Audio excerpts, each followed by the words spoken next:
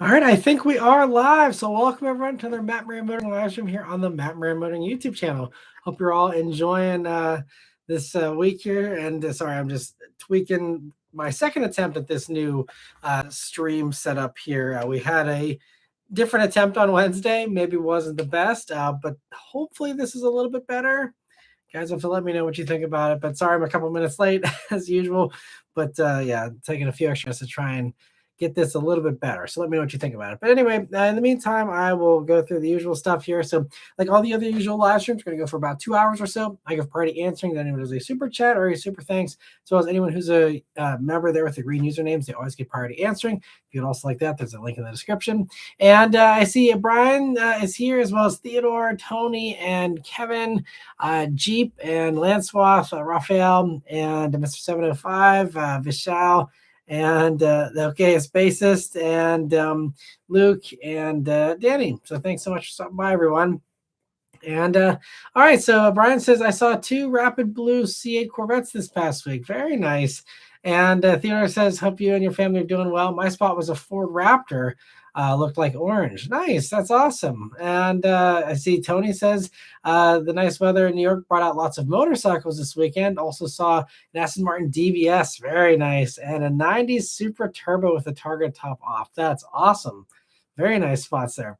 And yeah, my weird spot, like the most interesting one for me today, actually, they're starting to roll out the Waymos here. And they have I first saw an I-Pace, which is normal, but then there's a Chinese van. I don't know what it is because I don't know my Chinese cars well enough.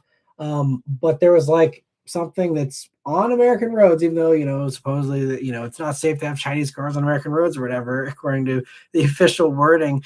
But they are just already driving around on our roads here, the Waymo partnership here. But it was a very happy looking van.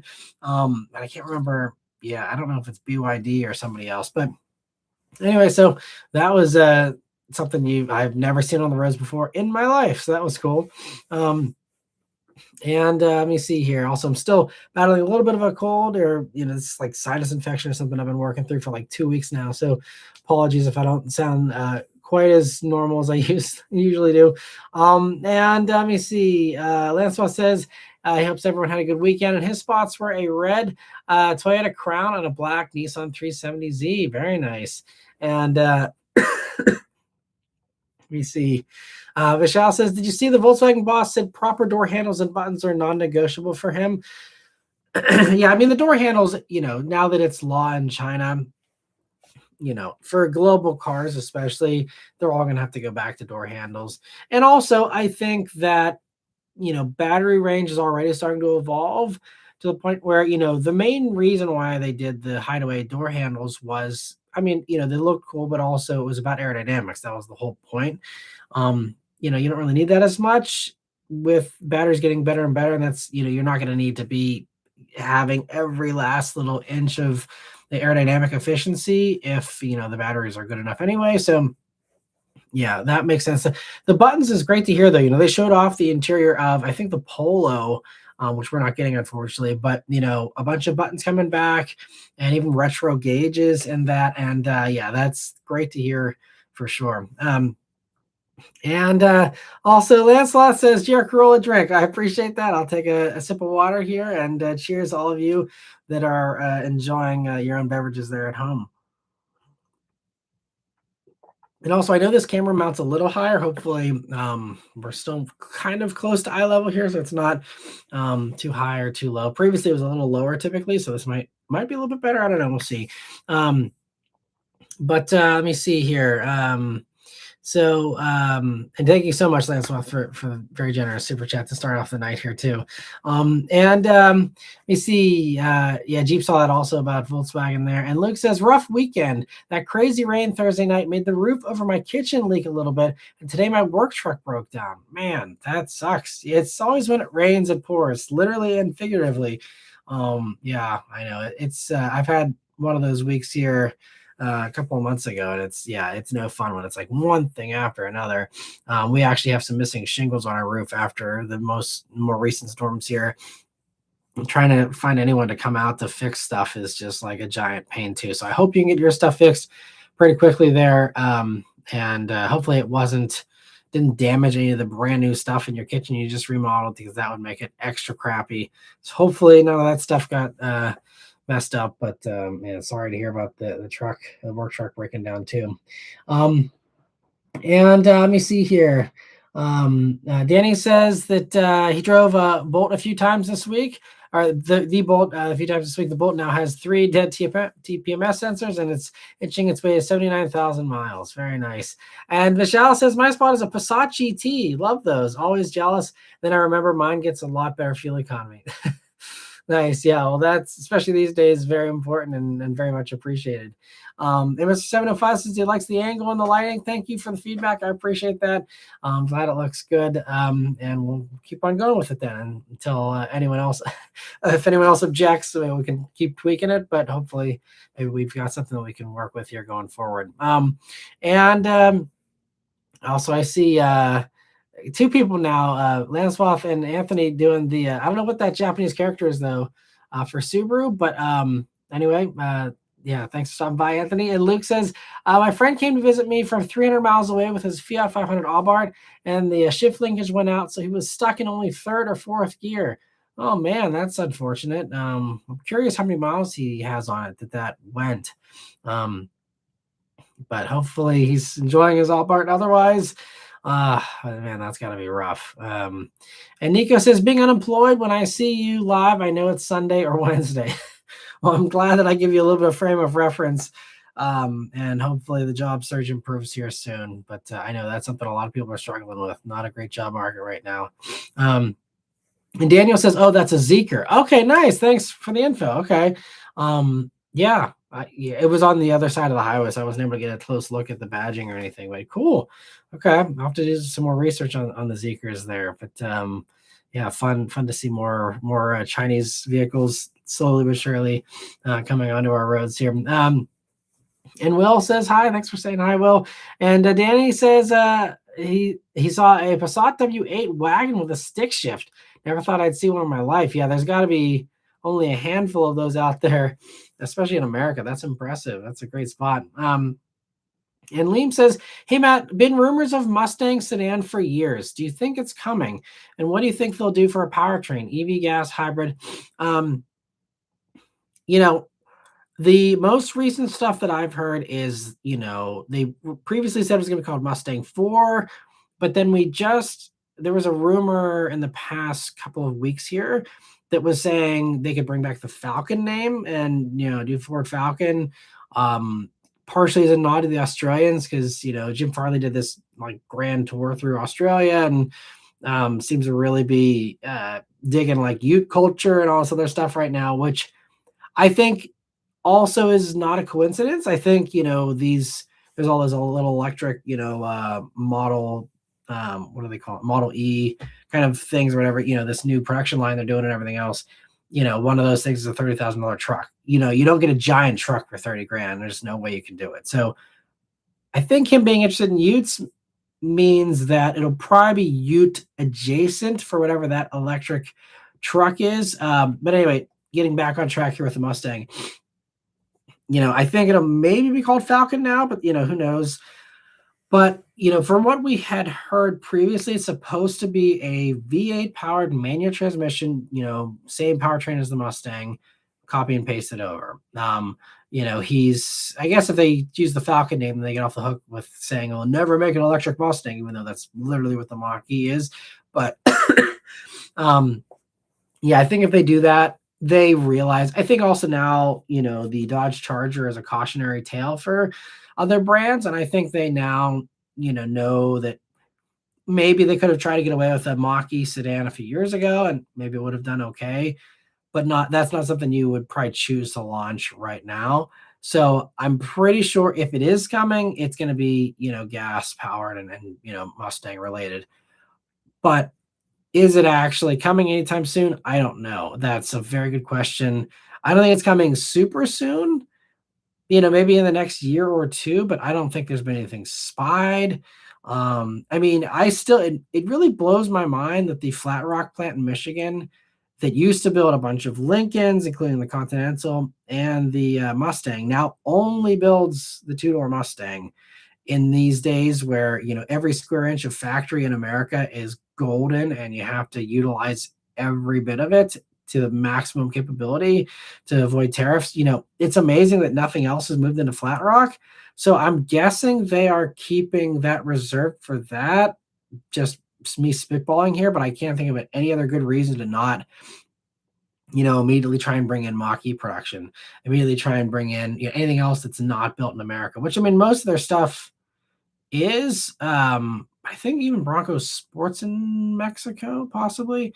But bringing up any of these things and putting them in Flat Rock, because there's way more production capacity in Flat Rock than the few Mustangs they're churning out these days. So, but yeah, there's been just those few little rumors, but nothing solid. Typically with Ford, you have a long line of test mules, and especially if it's a sedan, it would look different. They can't pass it off under a two-door Mustang mule, kind of body, and they got no other sedans to hide it under. So I mean, unless they're running like old Continentals and no one's noticing or something, I don't know. But the spy photographers, I actually know one of the guys that's one of the top spy photographers in the Detroit area. I haven't talked to him in a long time, but he's very smart, and I think he would, even if it was a Continental running around with slightly different wheelbase or sensors on it or something, like he would clock that. So the fact that there's nothing, at least that I've seen, maybe you guys have seen stuff that I haven't seen, but I have not seen a single spy shot or any kind of rudimentary thing, which makes me think that project might have gotten put on the back burner. But I don't know. The rumors keep going, so it's hard to say either way. I mean, sometimes when there's smoke, there's fire. Other times it's just they know it's gonna get them a click, so they put out a story. But yeah. So long answer to say I don't know, but I heard Falcon and I heard Mustang 4, which would be a lame name. So hopefully they do something better than that. But now we got the Charger 4-door. And it's got that kind of coupé thing going for it. I hope that maybe Ford will want to compete, but we'll see. And sorry, I don't have a better answer for you there though. And let me see here. So Raphael says, I'll be having tea tonight. Too much drinking the past few days. Fair enough. Well, enjoy the tea. I love a good cup of tea as well. And Michelle says a W8 wagon Passat manual is crazy. I agree. And Confirmation says, bring the Super WRX and Sports Wagon. I just went straight into Super WRX fan. Bring the Super WRX Sports Wagon to the US, you cowards. I know. I don't know what Super is waiting on. Like I said, ranted about previously, Mexico gets it. Other parts of the world, get it. And now with all this shakeup, I was just, covering in a rant not too long ago with the STI. It sounds like the WRX is going to kind of get a refresh and kind of have a break from production here this year later on, and then come back in early 2027 with some changes. Hopefully they tear out that center screen. That's the first order of business, and then otherwise, yeah, we'll see what they end up doing. There's been rumors of like the wagon possibly coming to the States. And I mean, Subaru right now, especially if you look at Subaru's sales numbers for this year, it is a bloodbath. I don't know. Like Subaru went from like being untouchable. Like they just, no matter what they did, they like sold and always like sold higher than the last year. And it was like they were unstoppable without even trying. And man, they are off to a very rough 2026 start here. And I don't know why, because nothing's changed. The Outback should actually be improving things for them. And instead, even Outback actually isn't improving things. I mean, I don't like the styling on it, but I don't think it's bad enough to like, have people completely write off Outback or anything. But they say only Forester is the only thing that is still growing a little bit, but nothing else is doing as well as it did last year. So, but getting back to the WRX, I mean, if you're trying to, stop the bleeding, how do you do that? Well, you expand it out to more people that are sitting on the sidelines. Those sideline people are either STI waiters or they are, wagon or hatchback waiters. if you want to get them, in the showrooms, you got to bring one of those things, because clearly what you have currently is not enough to bring in, new folks and get them excited. So, I mean, I'm hoping that the pricing getting dropped helps a little bit, but you would have seen that already here, unless they're still selling 2025s and the 26s haven't shown up yet. The dealers I haven't checked, but so maybe there's some of that, people holding off for the cheaper pricing once the 26s land. But yeah, Subaru in general is not in a great spot. I mean, I think that the only bright spot, honestly, is if we continue to have these elevated gas prices, which I think, is safe to say it's going to at least be a couple more months at the minimum of this gas price, heights. I think, Subaru is going to be very well positioned with Trail Seeker, with, the Uncharted and the Solterra. So, and I've actually started to see some of the new Solterras popping up. So I think it's it's priced well and it's working for them slowly but surely. But outside of that stuff, I mean, yeah, it seems like the other Subaru stuff, and maybe that's why it's good they're going for the EVs, because the regular Subaru lineup just is not selling right now. And a lot of it's also partially because they probably don't have very many hybrids, other than Crosstrek and Forester right now. So that could be part of why Forester is doing so well. And I mean, Crosstrek still was the number one seller last year, so even if it's down, it's probably not doing terrible still. But yeah, we'll see how Subaru plays this year, because they got to be a little nervous, and I'm hoping I'm assuming they're hoping that things will tick back up. But I don't know, we'll see. Maybe Subaru's easy coasting strategy of just churning out more of the same, maybe that's not going to work forever. We'll see. And Confirmation, thank you so much for a super chat. He says Ford learned the lesson that Dodge learned with the Charger decades ago with the Probe. Cletus Firebirds rage over no V8 muscle car. Cletus Freebirds rage over no V8 muscle car. Right. That's true, actually. I hadn't put those two together, but you're right. Like, Ford did do the same exact thing in the 90s, and they had the pitchforks pulled on them too. Yeah, that's very true. I guess Dodge just thought things were different. And I can't blame them for kind of assuming that, but also, like, come on, they should have been honest about their buyer base. Like, it was an uphill battle. I won't go down that whole rabbit hole. But anyway, yes, it is kind of crazy how sometimes those historical lessons don't get learned, and where they don't get learned by everybody, and then other companies make the same mistakes. It's crazy. Let me see here. Where are we? Lancewell says, put the Elantra N motor in the K4 hash. That would be awesome. I mean, it sounds like Hyundai actually this past week, I don't know if you guys heard, they confirmed a new Elantra and a new Tucson are both coming this year. They didn't say when. I don't know. They have, I think, something scheduled for the New York Auto Show here next week, but I don't know if it's one of those or not, or both. I don't know. But regardless, it sounds like they've said also they're going to do an expansion of N. So I think that Elantra N is safe for this new generation for sure. Whether they intend on expanding it on the Kia side too, I don't know. But I love that thinking. That would be amazing. I like the K4 a lot, and I'm going to be having a hatch here later this spring, finally, for a week. But that with an Elantra N motor, I'm sure it'd be really, really fun. I totally agree with that sentiment there. And Kanarui says, Matt, how do you feel modern cars have evolved in terms of build quality and interior style? I feel like there are some brands that still understand how to keep it balanced compared to others. Yeah, I think build quality, I think, actually really reached a higher point in the 2010s.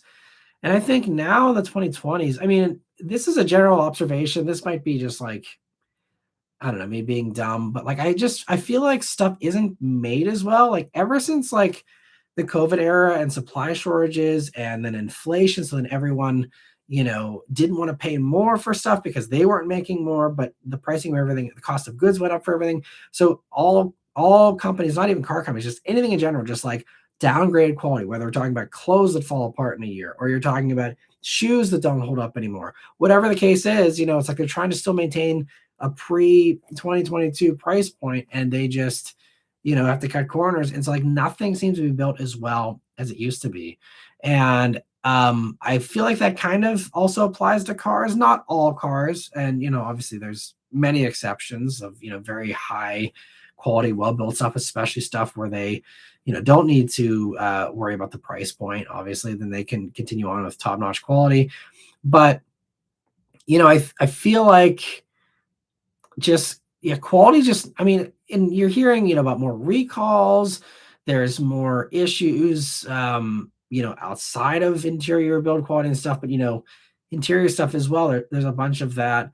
And and it should be easier for them because now they just have a giant screen in half these things and they don't have as many buttons to break or knobs to break and all this other stuff. But yet I mean, again, generally there's still pretty good stuff, but I think like one of the brands that like I wish they did more with build quality is Toyota because I think they're kind of coasting on their name a little bit too much in regards to some of the build quality stuff and some of the Toyotas just like like the armrest in the RAV4, for example, is a little loose. I'm hoping the production versions are a little better than the pre-production ones were, but like there's things like that which I call out in my review. But there's things like that where like you didn't see that in the last generation, and I just there's just I feel like I'm noticing more and more things where I'm like, wow, like and even our Cadillac, I complained about this in our Lyric, $64,000 sticker, Lyric, and there was 7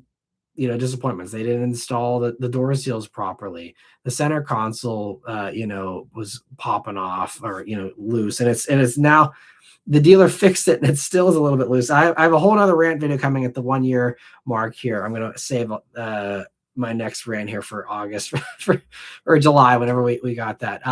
So there will be more. The Cadillac issues have not been totally resolved. But like that's the kind of stuff like, come on, like this is a luxury car. This is, supposed to be your top brand in General Motors.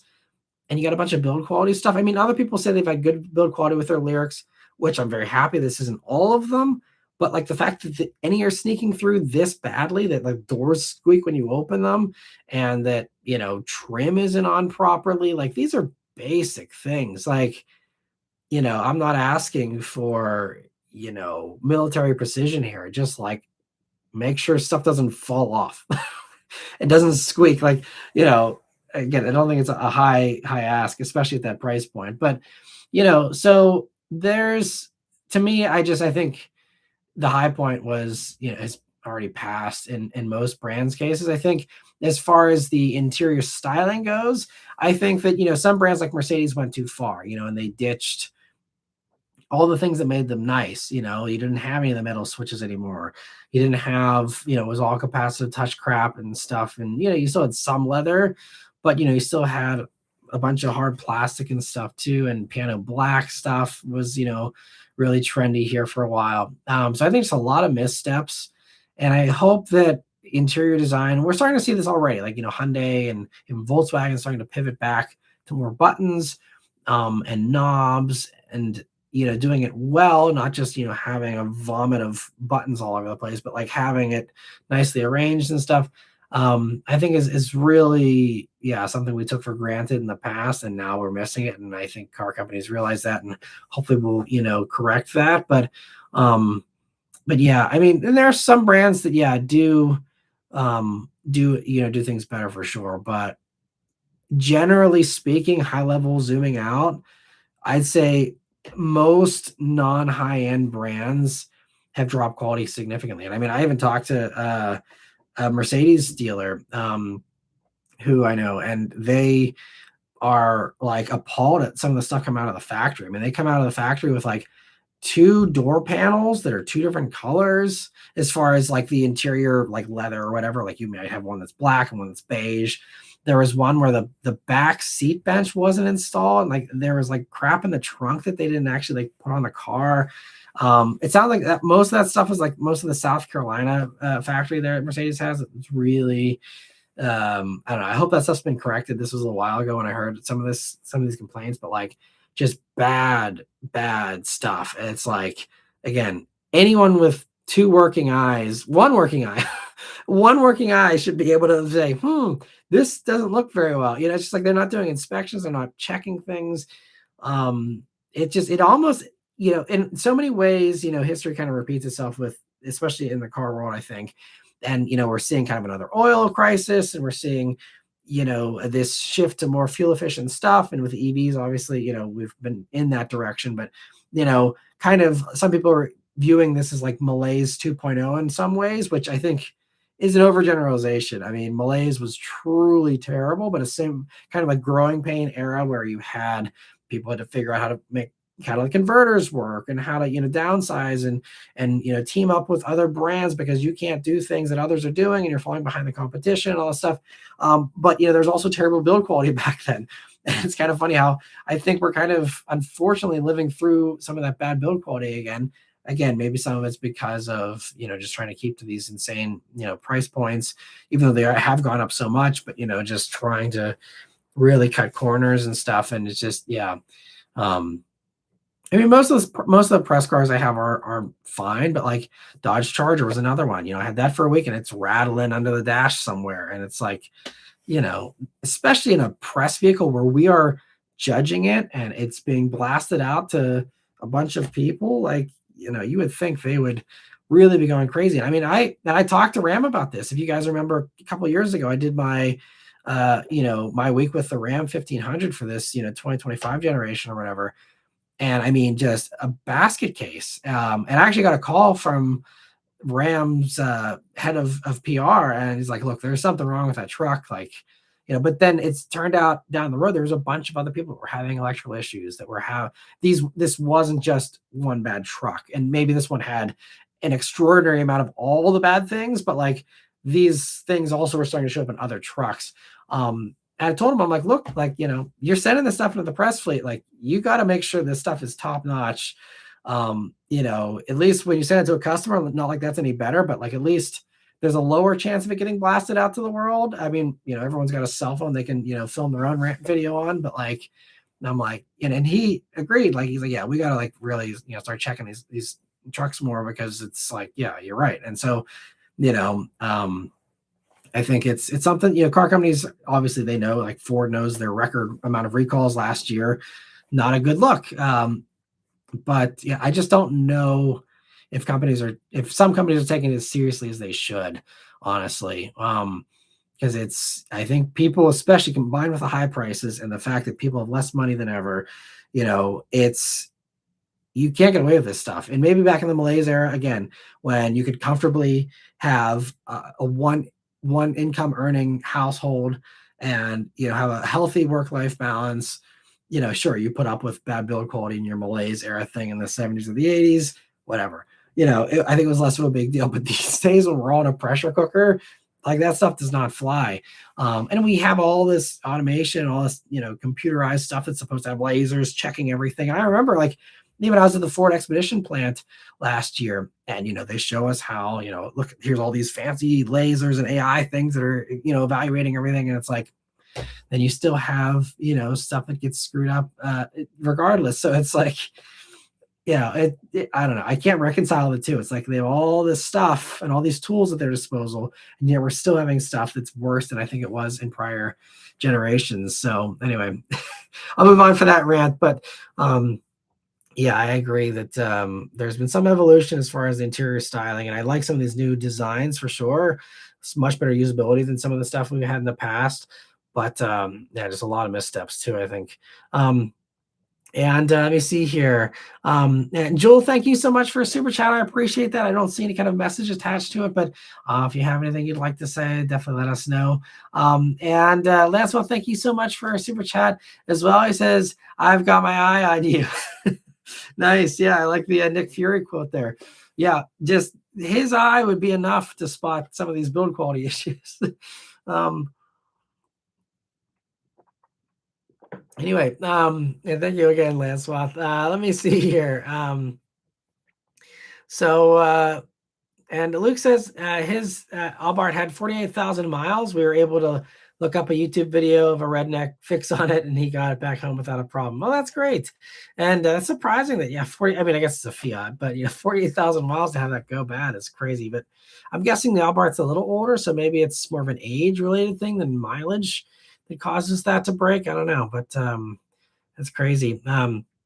And Vishal says, have you heard about the second row power seat issues on the new Palisade? How did it happen? Was Hyundai cutting corners with not putting pressure sensors or what?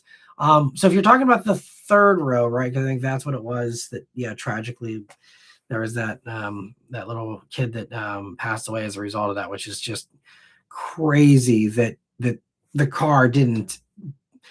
I mean, because I've read about, so what happened was, for anyone who hasn't heard about this, I won't go too in depth on this, but there's a kid in the third row.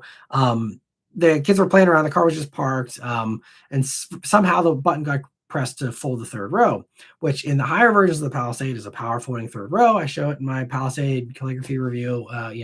It's one of the nice luxury features to have a power third row that folds.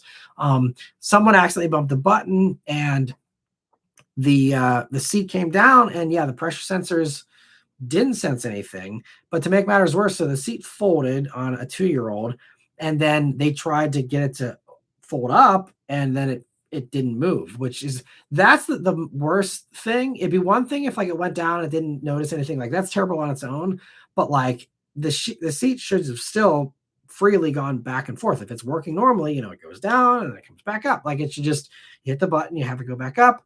And, I would assume that would have lessened the severity of what happened. So that is another thing of like, okay, if it's just gonna steamroll whatever and just go down, it should definitely come back up. So that's the weird number one thing, that I don't know why the seat wasn't working properly in the first place. But as far as cutting corners on pressure sensors, I mean, I think the investigation is ongoing as far as what happened there. It sounds like they're saying that I think the fix, I think what I saw is they're going to it's going to be a software update, and it's going to be a new algorithm or something, or, a different limit for the pressure sensor. So maybe the pressure sensor wasn't strong enough.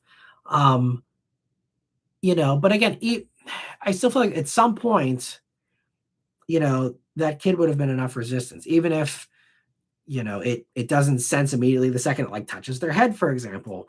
But at some point there between, I'm guessing there was a car seat in place or something should have, been enough to stop that seat, and so, yeah, I don't know. I have no idea if it was a line of code that got outsourced that they didn't evaluate. But again, this is another one of these things that I can't imagine how this happened. Like, as far as like how R&D, again, they test all this stuff before these cars are unleashed onto the market. Like, you would think that that'd be in the normal assortment of tests. Like, hey, let's make sure these pressure sensors actually work, and throw a box in the back, or throw a dummy in the back, or whatever you want to do, and make sure that it, doesn't crush anything in its path. And, I'm sure they did do those tests. So again, I don't know. I'm curious to see what the investigation reveals as far as what actually happened there. Because I'm very curious, if there was some giant oversight. I mean, again, at the end of the day, these things are all built by humans, and, humans aren't perfect, but, this is why you have redundancies. You have all these checks, you have all these, things that get signed off on. It takes a long time to bring a car to market for that reason, to, check everything, make sure everything's good. So yeah, I'm not sure. It's a good question. I hope we get answers soon, and I hope the family gets answers, especially because, man, I can't imagine the rage, and just, I would be beside myself if, something like that, again, because it's something that's so easily preventable from the car side, and it's just like, it should have, I mean, you never hear about that because that's something that like probably hasn't happened in a long time, because it's like an easy thing to prevent. It's like pinch sensors on a window or something. Like, we figured this stuff out a long time ago. Like, it's crazy. So yeah, so it's tragic. And Luke says we were out for a ride in it in the Albart, and I managed to limp it 52 miles back to my house without hitting a traffic light using only third and fourth gear. Sounds like it should be a movie. Wow, yeah, you guys got lucky. That is, you guys were white knuckling it, hoping for the best. That's crazy, man. That would have made for a good vlog if you weren't. You probably weren't in the best of moods, and I don't blame you. But man, that sounds like a very viral video. Like, we just had the shifter break, and let's see if we can make it home. I mean, we'd all be on the edge of our seats watching that.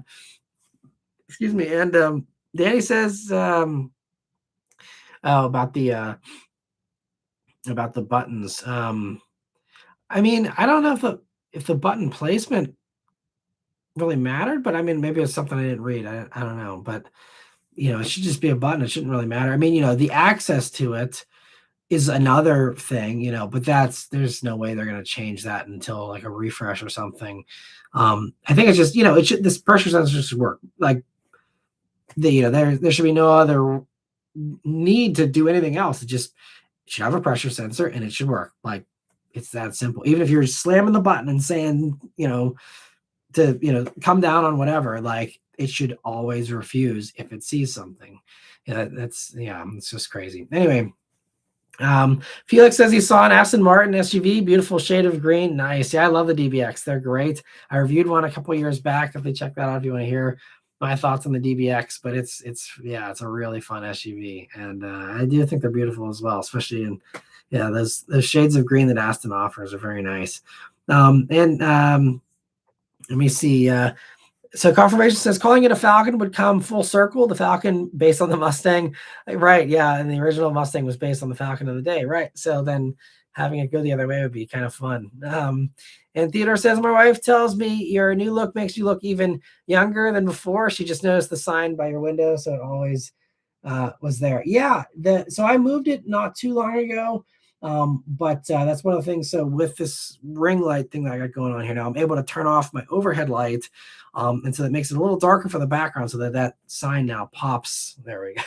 It's always inverted. But the sign now pops there. So I've always loved that sign. My buddy made it for me several years ago. I just never had a good use for it, but now it's a little more easily viewed and a little more prominent there. But anyway, I'm glad that, and also I shaved today, so that perhaps me to look a little bit younger. But I'm glad that it's a good look. I appreciate the feedback, Theodore. And let me see. Firm says lease specials on the WRX manual is $369 down and $369 a month. Manufacturer cashback serves as the down payment. Nice. I mean, yeah, they've actually. Off and on in the past couple of years, I've seen pretty good lease deals for WRX. Usually, though, there is more cash required to get that $369 payment. So the fact that it's now only $369 down for that's very, very good. I'm guessing that's just for the 26, based on those lower price points there. But that's a good buy. That's a very good buy. You're going to get terrible fuel economy still. But as long as you can afford the gas, yeah, that's a good buy. And the confirmation says Flat Rock also built the Mazda 626, MX6, and this Mazda 6 back in the day. Wow. Okay. I didn't know that they built all those. So, I mean, I guess that's a good illustration of just how much volume capacity they have there, to do. I mean, not like the MX6 was a huge volume seller, but 626 and Mazda 6 were, pretty good sellers. And if they're also building Mustang alongside that, that's, yeah. So it's, I don't know. I thought for sure the second they announced tariffs, a year ago, I was like, man, Flat Rock, they're going to just bring everything they can possibly. I was actually worried they're going to kick Mustang out and have that go somewhere else or something, because that's really valuable, real estate. But yeah, it's just crickets as far as that goes. And Daniel says, I saw Gravity. Surprisingly looks better in pictures. I think it looks like a normal swoopy SUV in real life. Interesting. Yeah, I just saw a couple of Gravities earlier this year out in California.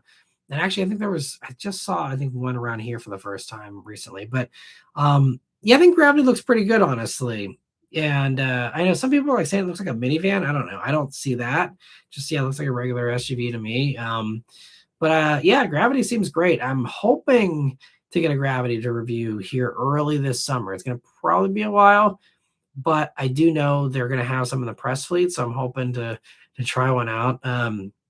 Because actually, that was the air was really nice, and the community around the air. Because I mean, I guess they share it on their forums or whatever. But I got a bunch of air owners that came into the video and were commenting on their experience with them, and seemed like a very friendly group of people actually. So it was nice because sometimes if you're doing a new brand or a new car, you get a bunch of people are coming in and oh, you got this wrong, and blah, blah, blah. They just go nuts. But they're actually very helpful. They gave me a few tips of things that I did point out in the video.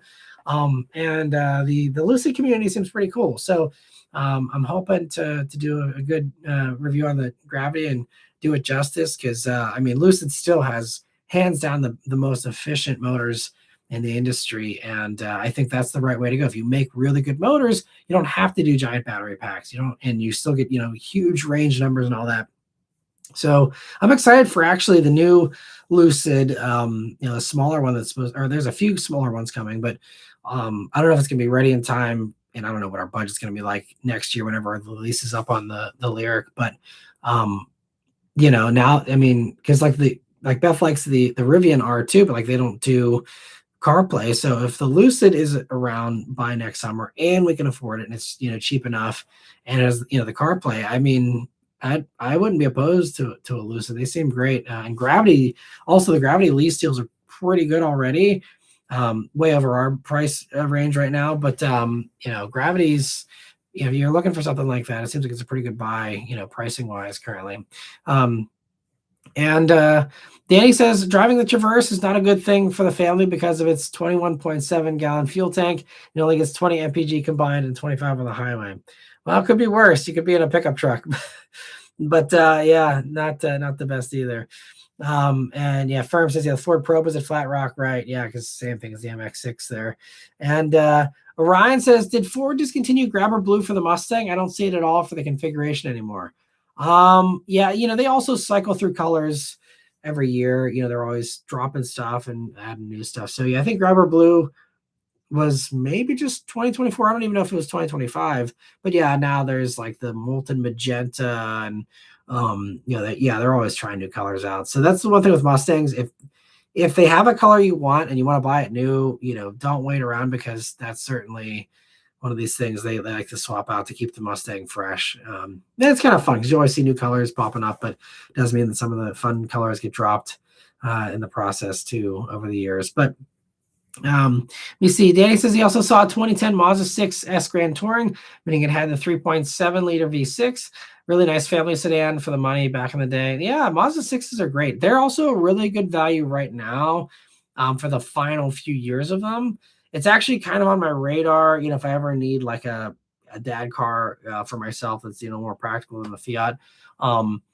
Like you can get a Mazda 6 Turbo, and like the last couple of years, which I think were like 2020, 2021, something like that. You can get the turbo version, 250 horsepower, 310 pound-feet of torque or whatever, with all the like leather ventilated seats, like a Grand Touring version for like 20 or low 20s. Like with like decently low miles, like under 60,000 miles and stuff. Like it's a lot of car. It's a really nice thing, especially if you're someone who's maybe looking at Mazda 3s, but it's a little too small. You have the same kind of stuff in the Mazda 6. Still looks great. And I think, yeah, the used Mazda 6 market is not getting enough attention because I think it's like really solid buys, solid values for sure. And Tuna Man, thanks for stopping by. He says, hi, Matt, love the channel. I appreciate that. He says, I created an account just to subscribe. Well, thank you for subscribing. I really appreciate that. He says, regarding the new RAV4s, did you get a chance to test the bass stereo? I tried the bass stereo in the Prius and it was awful. I don't think so, because unfortunately on the RAV4 drive, I only had time to drive the XSE, the Woodland, and the GR Sport. So I did videos on those three. They did have an XLE Premium there, but I didn't have a chance to play around with it. So no, I have not tested the bass stereo. I don't know. So if it was a newer Prius bass stereo that you tried, yeah, I mean, Toyota doesn't do great stereos. I mean, even the upgraded ones of the JBLs, usually aren't great. There was one recently that I was like, wow, this is actually better than I'm used to hearing from a Toyota, but I can't remember. Maybe it was the RAV4 stereo. I might have made a comment in my video about the JBL system. If you haven't watched the videos, maybe see if I made a comment, because I'm trying to remember, but I don't recall if it was that or if it was another Toyota. But regardless, yeah. Unfortunately, Toyota doesn't do great stereos unless you go up to the Lexuses, the Mark Levinsons. Those are fantastic, but unfortunately, Toyota just, yeah, it doesn't have great stereos. So that's going to be probably a compromise you're going to have to make. Now, the one thing that I think also is important to keep in mind is there is still a vibrant aftermarket stereo community. A lot of people, I mean, even though, you don't change the head unit or anything anymore, but like you can still very easily put in new speakers, and even just swapping speakers, very easy to do, simple. Whether you do it yourself or a shop does it, but like just swapping speakers, it's not a lot of money and can provide a huge boost in sound quality. From what I've heard, I haven't done it myself, but like I hear a lot of people in comments, that are like, oh yeah, like this thing, like, especially like the GLI. The GLI Jetta has a terrible stereo, and it got even worse for 2026 as they threw out the Beat stereo or whatever it had before, and now it's just a Volkswagen premium stereo. So a bunch of the GLI guys are just ripping out, the factory stuff and immediately throwing in some upgraded stuff, and it's a lot better. So if you really love everything else about the RAV4, I'd say don't let it be a deal breaker.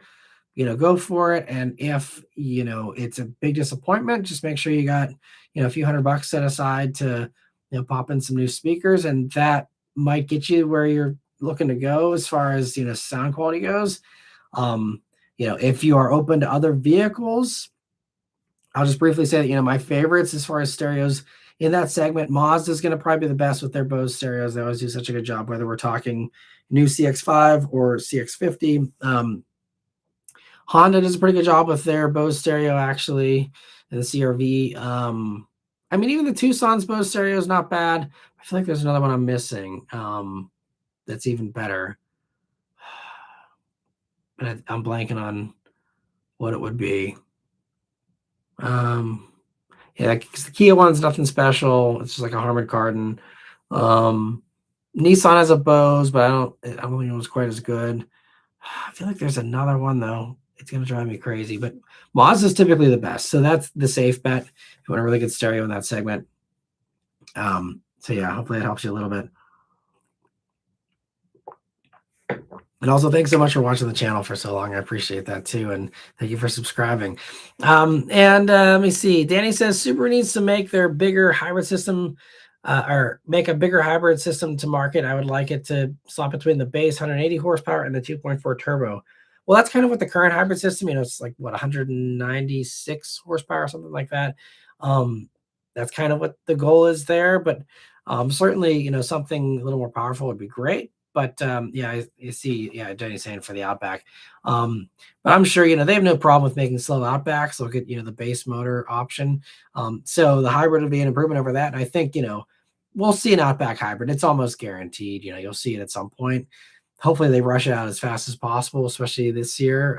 But yeah, I think that's something that's going to help a little bit. And I mean, I've tested the hybrid in both the Crosstrek and the Forester. It's a nice little improvement for sure, but it's a low bar we're starting from as far as the base engine being a real dog. So it's a nice little bit of extra punch, but they still have a lot of room for improvement in comparison, especially when you drive the RAV4 hybrids. You drive even the Hyundai and Kia hybrids, so much more power. And Luke says, I hate when companies guilt trip, like not offering hatchback variants, not making a car more powerful, and then they'll say, oh, you didn't buy it. Yeah, I know there's a lot of that. I mean, there's a lot of that coping as well with the Prelude launch. And, like one of the things also I saw, from another reviewer was like, oh, well, no one bought a Civic Coupe back in the day. So like, that's why we don't have a manual Prelude and all this kind of stuff. But it's like, you're right. It's on the car company to make it appealing. And you can't always just blame. I mean, obviously, yes, people only have so much money. And you have to go where the demand is. And everyone right now likes to pretend that they're off-roaders and wants rugged looks and all this kind of stuff. But like for the few people left who do want something sporty, you gotta put up something that's actually impressive and something that's desirable. And it just it's oftentimes, yeah, like car companies like just want people to just like be grateful and just like, oh, we did it. And in their little echo chamber, like they think it's the greatest thing ever. But like, then they don't get these disconnects and they don't understand, yeah, like that it's, they overcomplicate things. And I don't know, yeah, I went down the whole Prelude rants, but that's a prime example. You watch my Prelude rant and I go into why I'm like, this is just, you approach this all wrong, and no one had the bravery to stand up and say, let's pump the brakes, we're doing this wrong. And instead they bring it to the market, it'll be a failure. And they're like, oh, well, I guess people didn't like Prelude. It's like, nope, it's just that you screwed it up. Like that's, I mean, I still have not driven it. I'm sure, again, if you've got 42 grand to blow on a Honda with, 2 usable seats and you're excited about a 200 horsepower hybrid, the 5 people that fall into that bucket, they're going to have a great time. But like, yeah, it drives me crazy. That's one of the things with product planners. It's kind of, interesting sometimes to be able to bring up these kinds of conversations delicately, but it's fascinating to hear some of these car companies and the things that they're really excited about, or the things they say. And I'm like, sometimes I'll say like, what about this? What about that? And it just, sometimes it just bounces right off of them. But yeah, the guilt tripping thing isn't great for sure. And confirmation says Ford Ranger V8 2-wheel drive with a 6-speed manual, i.e. Tacoma, X-Runner, Colorado Extreme, Dakota 5.9 RT vibes, bring back mid-size performance trucks. I hope they do. I mean, I'd say Maverick Lobo is that in a modern way. But I think, there's room for more, obviously. And, since I think Ram has said, like, they basically have confirmed they're doing a Dakota at some point, I would assume that, or some kind of, maybe I just like, since Ford's doing all the Lobo stuff, I think, we'll see about GM, because GM loves ignoring trends and not printing money where they easily can, like, supercharging a Silverado and competing with TRX and Raptor. But, I think that at least Ram will probably do something like that someday. Assuming Maverick Lobo sticks around and I hope it's a success. I don't actually know. And I don't think Ford breaks out sales, so I don't think they really say if Lobo is selling well or if it's just Mavericks in general. But, I'd like to see, I mean, now we have Lobo F-150 and Maverick. Ranger is the next logical one. And I'd like to see that too. We'll see if they ever do. I mean, I don't think you'll see any kind of V8, but, just that top motor even, and it's just lowering it and giving it a performance lean, I think would be kind of a cool way to, dip your toes in that again. And but I commend Ford for trying that and restarting that trend. And I love street trucks. I hope it continues on. And let me see. So Vishal says, I agree with the sentiment on newer build quality. My 2016 Passat feels much better built than any newer cars I've been in. Dare I say borderline luxury car like. Yeah, they did a great job on that generation Passat for sure. But yeah, there's a lot of stuff. I mean, and there's a lot of stuff that was crappy back then too. So it's not, not a one size fits all judgment. But yeah, even like the Mustang, I mean, I feel like, we see the new Mustang, it's got, the screens and a few buttons, but there's all those glitches it had. And it's like, there was no issues with the S550 generation as far as interior stuff. I think the only like kind of interior thing you can complain about was the AC compressor, was a failure point. But like, all the screens worked, all the stuff didn't have glitches. It just worked. And I don't know. I think that's something that the overcomplication of stuff on an interior, has reared its ugly head. And it's like, okay, well, now you have more failure points, you have more issues to deal with. Buttons and knobs are pretty foolproof at this point, and so yeah, hopefully more of that stuff comes back. And Dave says, happy pothole season. Happy pothole season to you as well. Yeah. Thankfully, it's not too bad here in Pittsburgh yet, but hopefully it's it's not too bad where you're at too, Dave. But he says, what enthusiast cars are good for deteriorating roads? Maybe BRZ or 86. um, so sorry, my voice is really getting a little rough here. The two things for deteriorating roads, large sidewalls. I mean, that's honestly the most important thing, which you don't really have in GR86 and BRZ. I mean, I guess if you go to the base small wheels, a little bit better. But no, like nice big sidewalls is what you want, if you're driving a lot of potholes. And then otherwise, I mean, this is kind of one of the funny things, with Pittsburgh having horrible potholes typically, you know, we have a bunch of Subarus around here. And I think Crosstrek Wilderness, a great car for giant potholes because you have lots of ground clearance. But any of those Subarus in general, they all usually have really big sidewalls because they don't offer huge wheels. So anything like that has good ground clearance and not a super fragile suspension or a super stiff suspension. You want a looser suspension, you want big sidewalls and a decent amount of ground clearance to swallow that stuff up. So that's my general advice. And this is why I love cars with nice big sidewalls on the tires. And this is, I know, even Engineering Explained, they've gone on many crusades, supporting, big sidewalls and all the cars he buys. The second he gets them, he, throws on some smaller wheels and some, meteor sidewalls. And I think that's absolutely, you get a better ride, you get better resistance to, blowouts and flats. And then, you still, I think, have a pretty cool look too. And, modern tires are so good with the stiffness and stuff that having a big sidewall doesn't mean you're, driving around on a balloon. Like it's, you still have really good grip and all that. So, yeah. And let me see. And Vishal says, no rattles in his Passat either. That's awesome. He says, it just feels tight and screwed together. 2020's cars are okay, but when I get back in mine, it's like, wow, this feels so much better. Non-luxury brands, I'd say it's more noticeable with the quality. Yeah, I'd agree with that. I mean, there are a few exceptions. I think Mazda still does very high quality interiors. I think Honda actually, all the knobs and buttons feel nice and tight. They still, they didn't abandon all that stuff. They still have pretty small screens. And they, kept all those knobs and buttons outside of, Mazda, obviously CX-5, but, so there are some that still do really focus on that. And I know Mazda has said many times how they really, fixate on how knobs feel and how, buttons feel when they're pressed and stuff. So I'd say those are two of the top ones still. But then they, have other issues. I mean, like Honda, now they can't build engines reliably, it sounds like, and then Mazda's got, the all the weird choices with CX-5 and stuff. So, yeah, it's not one thing, it's another sometimes.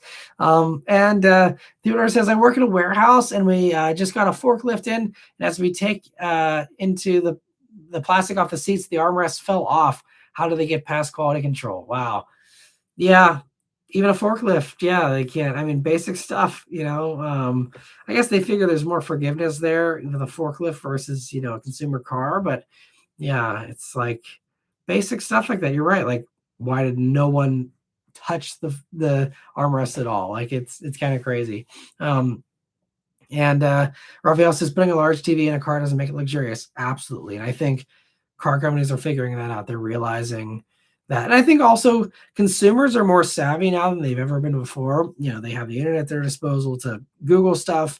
Everyone's, again, just got a shorter temper and all that now. So like, you can't get away with stuff as much. And people know a screen. Well, I mean, maybe because I'm in the industry, I'm giving people too much credit, but like, I feel like most people understand that a TV screen, especially with how cheap TVs are these days, people understand a TV screen is pretty cheap and that maybe having that leather and that metal and that wood is probably more expensive. So I think people, at least the, slightly smarter than average consumer, at least those people have clocked like this is clearly cost cutting and they're not buying it. They're not happy with it. And so I think that, car companies have kind of been caught a little bit there, and now they're trying to go backwards to fix that. But as we see with all this supply chain stuff and with all the development of vehicles, it takes a long time. You can't just fix this stuff overnight. This is, Honda was plagued with this 10 years ago with the ditching of the volume knob and having a little stupid capacitive touch slider for volume instead, and that was it, unless you wanted to do the thing on the steering wheel. But but it took them years for their suppliers to switch over and to clear out all those old screens and then bring in the volume knob again once they're able to. But it takes years sometimes, depending on how long their commitment is for some of this stuff. And man, my voice, I hope we make it another hour here, but no guarantees. We might have to just call it quits here a little bit sooner if my voice doesn't hold up here. Hopefully I've been feeling better the past couple of days. I'm kind of surprised my voice is not holding up as well, but hopefully next stream I'll be back to normal. We'll see. But Luke says, his Fiat is a 2013, and it would have been $1,700 to tow it back, or tow bill to get it back to his house, maybe. Tow bill, gotcha. Tow bill, gotcha. Just a few typos there. But yes, so yeah, you definitely, if you're in the middle of nowhere, you do not want to get a tow. So yeah, that would have made the stakes even higher, man. Yeah, you had the makings of a really good live stream there, Luke. That would have been awesome if you had service, which I don't know if you did, if you're out in the middle of nowhere. But Kanarui says, to continue on industry issues, what is your view of dealership service departments? I can't say I have a good impression since they over tightened my lugs, snapping and stripping 3 studs on my GR86. Yikes. Yeah, I mean, service departments, I think it is very much luck of the draw unless you have a good relationship and you know where the good ones are. And that's very important. If you do happen to find a good service department, stick with it, because you can't assume that that's going to be the same experience at the next dealer or the next place, even if it's the same brand. It's all over the place. But yeah, I mean, admittedly, I don't do a lot of servicing anymore, especially with our EVs in the past, several years now that we've had. I don't really need to go to service departments very much. The Cadillac one, though, I was disappointed that everything wasn't totally fixed. I don't know if that's a Cadillac issue of just the mounting points just aren't good. And even if, the dealer did everything right, stuff still keeps falling apart. I don't know if that's a Cadillac thing or if it's the dealer dropping the ball. Again, I will investigate that once we bring it back in here in a couple of months. But yeah, service departments, though, can be terrible. I've heard a bunch of horror stories. But then I've also heard some places where they're like, yeah, they do a really good job. And actually, I mean, the Fiat dealer that we have, which is, it's a giant, Chrysler, Dodge, Jeep, Ram, everything under the sun. But they did the little recall on the 500e that I talked about briefly in my 1 year video a couple months ago. But that was a great experience, actually. That dealer was really nice. The service advisor, whatever, was very intelligent, knowledgeable, very friendly. It was a nice waiting area. It took the quoted amount of time, and I was on my way, and I was like, wow, that was actually very pleasant. And so, I don't think it's impossible to have a good experience. There's very much, a lot of these dealers that do a very good job still. But there's, lots that clearly don't either. So it's just one of those things. It's luck of the draw. I mean, some brands, I don't want to say, because again, it's just my anecdotal, impressions that I get. But, it seems like there are some brands where there's a higher likelihood you're going to get a crappy service experience versus some others. I mean, one of the highlights, Lexus is always rated super highly for their service departments. I don't have any experience personally, but they're consistently rated super high.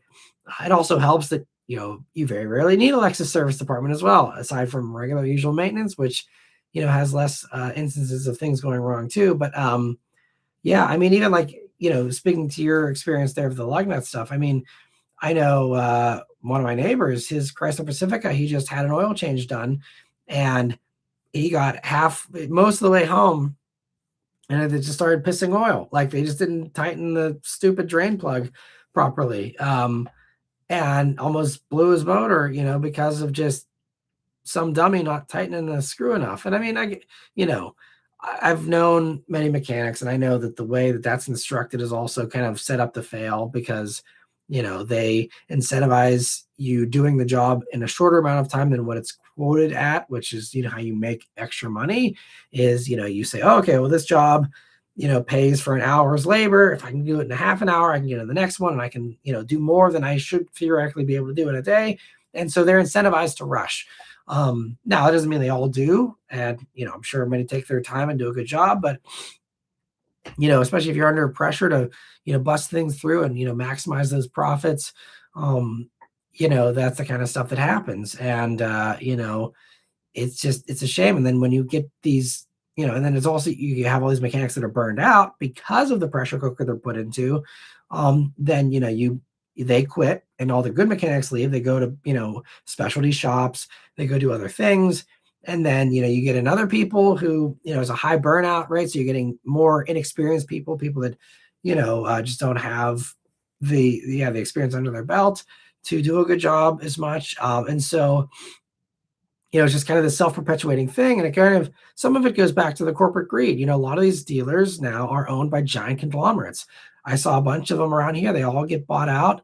A lot of these mom and pop family dealers get bought out by these giant, corporations, Lithia and, there's a few of these other huge ones. There's these giant things that own, enormous amounts of, Penske Group has a ton, and so whenever you've got private equity coming in and shareholders that need to make sure that they make their dividends and all that other stupid crap, like, you forget about the guy that's turning the wrench and, taking care of them. And as a result, everyone gets a worse experience. And it's just, I'm going to say it because there's no other word that fits quite as properly, but it's just the enshittification that we've seen, in everything of just, again, let's cut corners to keep a price point and still maximize profits. And whether we're talking about, the crap that you buy at Walmart, or you're talking about, car quality, or you're talking about service quality, it's all the same root in my mind.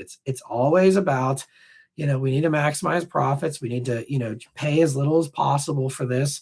And just, no one wants to pay for quality on the consumer side, and no one wants to pay for quality on the corporate side either. I think there's a little bit of blame on both sides, but I can't blame the consumer side because, again, the wages are not keeping up with inflation. So of course people, when they, just don't have that spare money like they used to, it just, yeah. So I think it goes back to corporate greed at the end of the day for me, which maybe is an easy scapegoat, but like, I really think it solves so many other things and explains so many other things so well. Because if you invest in your mechanics and you treat them well with pay, with pacing, with everything else, then you'd have that issue you're talking about would be solved. You would have people who aren't rushing, putting lug nuts on, who aren't, doing a crappy job because they just, have been doing the job for 6 months and, maybe don't know how to do lug nuts as well as they should, or whatever the case is. It's just, I mean, because I see this too. Like, there was the guy who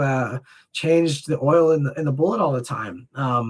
He was a great mechanic and was a mechanic for a long time, and he got burned out and was like, I gotta get out of this. And now he sells lifts instead for dealers, and puts in lifts for them.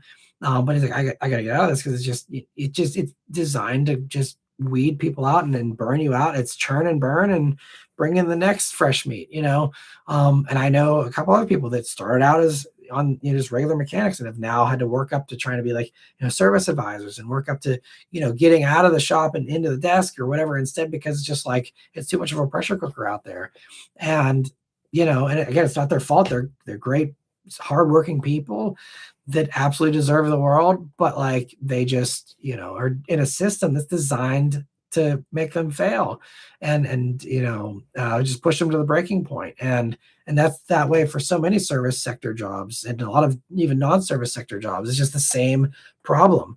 I mean, even my dad complained about this for 30 years working at FedEx and stuff, like they try and squeeze every maximum penny out of you they can to maximize profits. And, it just, And this is why all these companies are rushing to robots and stuff, because then that's their wet dream of what they've always wanted is, is something that, doesn't need any benefits, doesn't need any kind of care whatsoever, pretty much, and does things, you know, and can be abused and not have to worry, not have to fight back.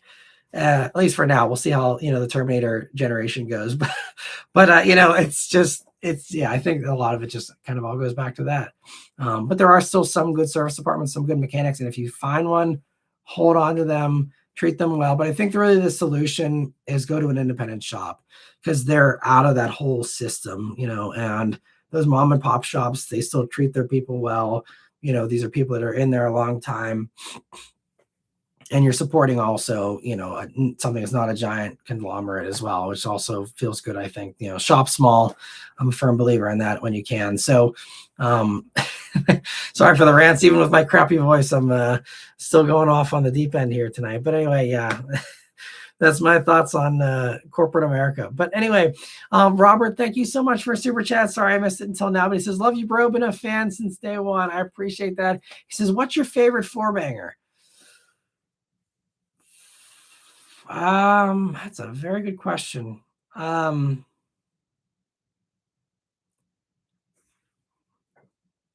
thinking something Honda, but I gotta think that over a little more.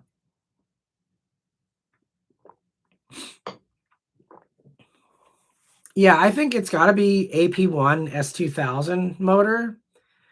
That's the most glorious four-cylinder I can think of.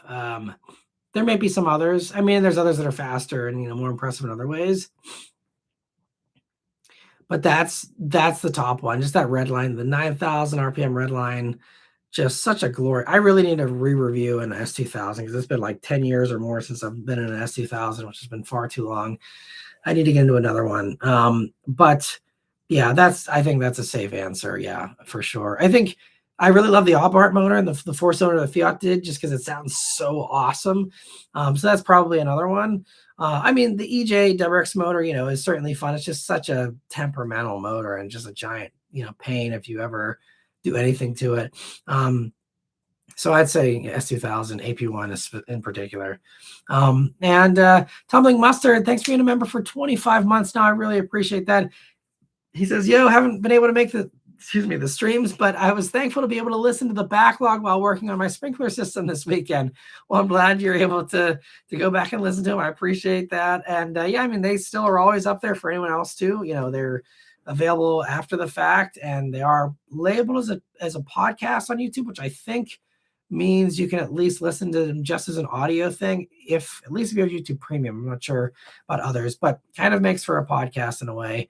If you're someone who wants to listen to me ramble that long, I don't blame you for bailing at any point. But thank you so much for listening in, Tumbling Mustard. Thanks for stopping by on this one. Hope you're enjoying the start of the driving season here as well, and hope the sprinkler system's all sorted now and in working order.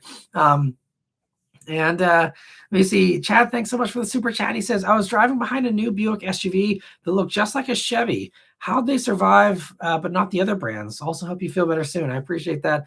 Buick survived because of China. That is the only reason we still have Buick. In 2008, Buick was one of the top selling brands in China, believe it or not. I don't know why Chinese people really love Buicks. I think there was some kind of historical heritage. I think maybe one of the prior rulers had Buicks, or I can't remember what the connection is. I'm too ignorant, unfortunately, to know the exact answer, but it's because of China that Buick stuck around. And this is why I actually thought Buick might be on the chopping block, because Buicks have fallen out of favor in China a lot as well. I mean, I think they're still one of the better Western brands, but the Chinese brands are so much better now. And so, it's getting harder for Buick to, I think, make a case for itself here. But they're still keeping at it. And it sounds like, there's rumors that the next generation Cadillac CT5, the gas powered one, is going to be on the Alpha 2-2 platform. So an evolution of the current platform, which sounds amazing. But there's rumors that will also be the underpinnings for a new Buick sedan. So hopefully it'll be a sportier Buick, and they do a new, 4-door Grand National or something like that, or a new Regal GS, but so it sounds like if that's in the discussions, like, oh, maybe we'll do like a new Buick sedan. Clearly, Buick's not on the chopping block. They're not going anywhere anytime soon. But yeah, it's hard to justify, especially as Chevy has pushed up market with nicer and nicer versions with, like their trucks and everything else. It's just, yeah, the difference between like a Traverse High Country and the Enclave, probably not a huge difference there. So yeah, it's kind of interesting, but that's what it's all about, is the Chinese love of Buick there. And Lancewell says, defund Skynet. I appreciate the super chat, and I totally agree. Absolutely. I mean, and I don't know if you guys follow that stuff too much, but I don't know if you saw that OpenAI this past week did shut down what was the Sora, their video generation, which, I mean, we'll see if I doubt Grok's going to do anything responsible. So that'll still be out there. But, I would like to think that maybe this would, nudge Google to think about getting rid of their video generation stuff. I think for them, though, they have the YouTube component, and, they do very much support their creators. And I'm not just saying that because I'm on YouTube here. But, I mean, they still pay better than anybody as far as doing video creation online. Like, they still pay far better than everybody else. So I'm giving them credit, but the idea of Google developing a video generation thing that can literally generate whatever you want to watch in the future based on a prompt, even if you say, I would like to see, a retro Subaru fan review in the 2015 style or whatever. And like, I don't even remember what Google's video generation is called, but, like it could potentially just replace all creators someday if you're really going dystopian here. So I feel like part of them kind of wants to probably keep with it, but I hope that AI or OpenAI dropping theirs is a huge step in the right direction. So now at least there's a little bit less fake video stuff being generated and less slop out there. And I think it's very important, especially with the political, season coming up here and stuff, because there's already, starting to be some of these fake political videos. And it's like, I don't know about you guys, but especially like the older generations that really can't tell AI stuff already. And the people that are calling up dealers and being like, I saw that AI, they don't say AI. I saw that Chevy Chevelle on Facebook. Like, when can I order one? And they're like, what are you talking about? Like, I saw it on a picture. They're like, that is clearly AI. And they're so badly generated still too. I mean, anyone who knows anything about cars, like you can easily pick it off. But like, anyway, I'm happy we're getting rid of some of the AI videos, because if we're already at this gullible of a point as a civilization, like if that continued to advance, and maybe it still will again with Grok and with Google, and I'm sure there's other tools that'll pop up to fill the vacuum that OpenAI is left here. But yeah, I'm hoping that we have a little bit less video, at least for a little while here, as that vacuum gets filled. But anyway, Chad, thank you so much for gifting a membership. I really appreciate that, and happy to see that he was able to get that there. And appreciate the generosity. And let me see here. So where were we? Get a drink while I find my spot here.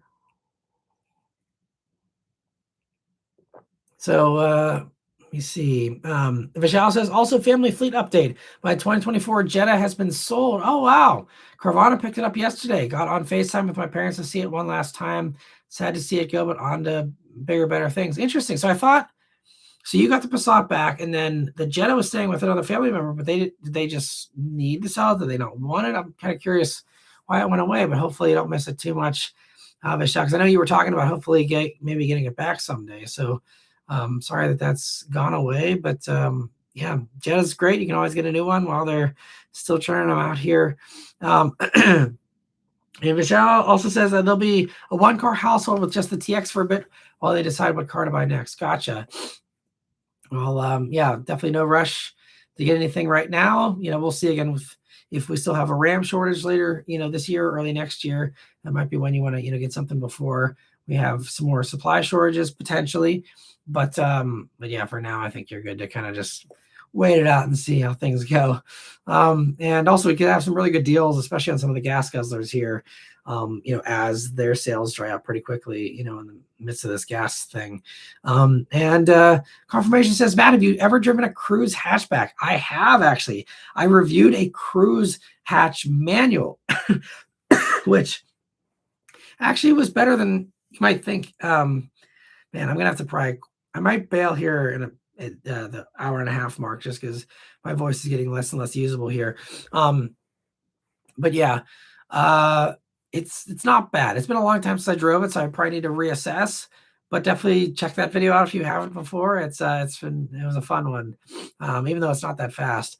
And I don't know if I did the diesel or not, because at one point they did a hatch manual diesel, which is like, that was the point when they were really listening to the journalists to a fault, because that's like a journalist wish list car, and like 5 people probably bought it. Yeah, I did do a Cruise hatch, so definitely check out the video if you want. And Dave says, I almost bought a new Mazda 6 wagon back in the day. I think it came with a manual. Yes, you could get those with a manual. And even the last generation of the Mazda 6 offered a manual, at least for the first few years, just not in the turbo version, but the naturally aspirated one. You can get with a manual still, or up to the very end there. Luke says, Car Confections just bought a long-term RAV4 XLE, and they said the stereo wasn't bad. Interesting. Okay. Well, they're good guys, and so if they say it's not too bad, then hopefully it's not too bad. Jules says, hi Matt, I rented a Stingray Corvette for my birthday weekend, and it was a blast. That's awesome. Glad you enjoyed it. He says, got old for me after over 600 miles. Maybe I'm spoiled by my DM Model 3. I spotted a Honda Street in Nashville, really tiny. Nice. Yeah, well, I'm glad you had fun with the Stingray, though. And but yeah, with the fast EVs, it's one of those things you get used to that instant punch, and gas stuff gets a little less impressive eventually. Yeah. Mr. 705 says, week 2 of waiting for my new RAV4. I'm impatient. I'm not built for the Toyota allocation method. I can completely understand that. Yeah, it's got to be tough. Hopefully you don't have too much longer of a wait. I mean, the other thing I can say, and this is what a lot of Toyota people do, you have to do a road trip. I don't know if you have the luxury of doing that or the free time or, any of that, but, a lot of times I'm sure it could be a wait list, so you might not even have much luck with that. But, eventually if the allocation thing's not working out for you, and, there's dealers that have unspoken for RAV4s, it doesn't hurt to call around and say, hey, I see you got these ones in your system. Any of these not spoken for yet, I'm willing to drive out and, come make a deal or whatever. That's kind of the way you might have to do it with some of that stuff. I know, like, a lot of especially the people looking for Supras and GR Corollas and the sporty stuff where they wanted a certain color, you'll be waiting 5 years before it ever comes in that right spec. So you got to just hit the road and, find what you want. I don't know why Toyota does it that way though. Still, it just seems like it's not very consumer friendly, honestly. Luke says, Savage Prelude roast, man. Yeah, appreciate it. And definitely, anyone who missed my my first roast of that whenever the pricing came out, that was not great. And also, I think it was the okayest basis that their username on here now is I'm not paying 42 grand for a Prelude. They suggested doing an April Fool's video where I try and justify the Prelude pricing, which I was going to do, and I actually was planning on that. That was going to be my April 1st video, but then I realized the New York Auto Show is April 1st, which is also a terrible planning thing, because like all these cars are going to come out on April 1st. Everyone's going to be like, is this April Fool's? Is this real? Is this fake? So just this year, as far as stuff from New York, if you see stuff, it's actually real. So don't pretend everything is like fake on April 1st. It's actually going to probably all be mostly real that you see on Wednesday. But anyway, so, now that kind of spoils my April Fool's plans, because I don't want to do another video, because the way it's looking right now, and I'm glad I'm giving you guys an advanced heads up here so you don't get pissed for having your sub feed get overloaded, but I'm probably going to do 3 to 4 videos. One of them might actually end up just being a short. So there's going to be, a bunch of videos there on that Wednesday, just covering the new stuff at New York. I'm not going to be in New York because there's not enough to go, and do a whole trip over it, but I will be here in my office ranting and talking all about the new stuff that comes out here on Wednesday. Um, but yeah, Prelude. I still am requesting one. I'm be very curious to see if Honda actually sends me one. I honestly don't think they actually watch any of this stuff on my channel, but yeah, I'll be very maybe they're just actually cool with the criticism, which would be great because I have complained in my actual reviews and they don't seem to hate me yet. So hopefully they're just cool with the criticism. But yeah, it's it's the Prelude is a sad story. Anyway, confirmation says, is diesel more expensive than gas in your neck of the woods? Yeah, I think most places it's more expensive. It's my understanding. I could be wrong. But yeah, I'm pretty sure diesel's almost $6 a gallon now versus I think it's still in the fours for gas. Yeah, it's crazy. Which, I'm just public service announcement. When diesel's expensive, that shipping cost goes into everything else that you buy. You're going to see inflation again. Just buckle up. Like, hopefully it's a short-term thing, but they're already saying like there will be more inflation this year than a normal year because the cost of getting these goods to the stores, getting these goods to your doorstep is going to cost more money. And of course, the billionaires can't make a few less billion. They got to pass that all on to the consumer. So prices will go up. So don't want to be the bearer of bad news, but yes, that is one of the very unfortunate things about the expensive diesel. Maybe some stuff will go up less, like Rivian, has their Amazon trucks, so maybe that'll help Amazon to weather the gas stuff a little bit better, diesel stuff a little better. But a lot of these others, actually, though, surprisingly, I don't know if this is coincidence or not, but I saw my first Bright Drop truck around here, which they already discontinued. Poor timing by GM, but that was the electric, like FedEx truck they're supposed to be doing and stuff. So, there's some of that stuff. And I know Tesla Semi is now coming online a little bit, but clearly not fast enough to, make a difference quickly, for right now. But, this is also, again, it just all goes back to why we need to diversify off of one fuel source for everything. So that the second that we decide to go nuts in the Middle East again, like we don't have, everything just shoot up in price as a result. But anyway, let me see. Anthony says, totally not car related, but you are super cute. I appreciate that. Thank you. And Chad says, hey, Matt, I just got home from work. I was driving behind a Tucson and their rear light bar was tweaking. I had to pass them because it was making my eyes go crazy. That's funny. Yeah. Going back to quality stuff, that's another quality thing. I've seen, like, I can't remember what brand it was. I saw just the other day someone driving around with only like the DRLs on one side of their headlights working and not the other side. I think it might have actually been a BMW, but I see some Hyundais sometimes that burn out like that.